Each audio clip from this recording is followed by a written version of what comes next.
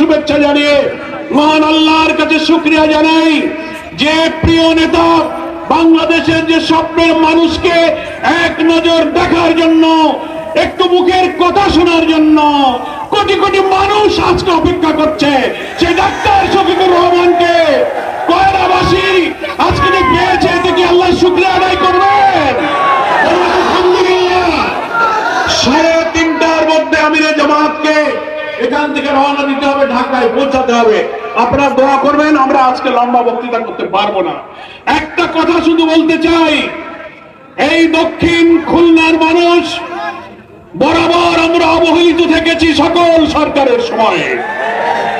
ভাঙন কবলিত, বন্যা কবলিত, দুর্যোগ দুর্ঘটনা কবলিত এই এলাকার বেইবাদ আমাদের কপালের দুঃখ হয়ে আছে।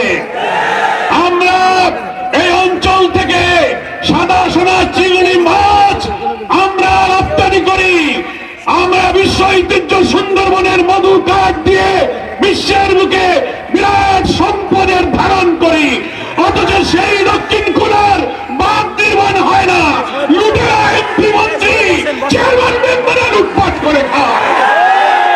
আমরা একটি নতুন বাংলাদেশ চাই। আমরা 14, 18, 24 সালের ভোট দিতে পারিনি, কি বলেন ঠিক কিনা? আজকে যারা ভোটার হচ্ছে 18 বছর বয়স, এই শেখ হাসিনা ক্ষমতায় যখন এসেছে অনেকের জন্ম হয়েছে, অনেকের 2-1 বছর বয়স। এরা শুধু ভোট কাটার খবর শুনেছে, ভোট দিতে কখনো পারেনি। যখনই আমরা ভোট দিতে রওনা হয়েছি, রাস্তা আটকে দিয়ে আওয়ামী লীগ, যুবলীগ আর পুলিশ লীগ বলেছে কি ভোট হয়ে গেছে, বাড়ি চলে যাও।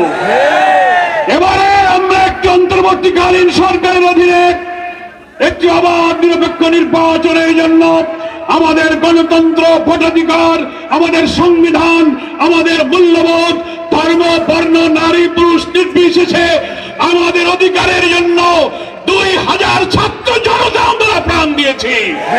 30,000 ছাত্র জনতা আহত হয়েছে, কত মায়ের কোল খালি হয়েছে, কত শিশুর কান্না, কত স্ত্রীর চোখের পানি আজও শুকায়নি।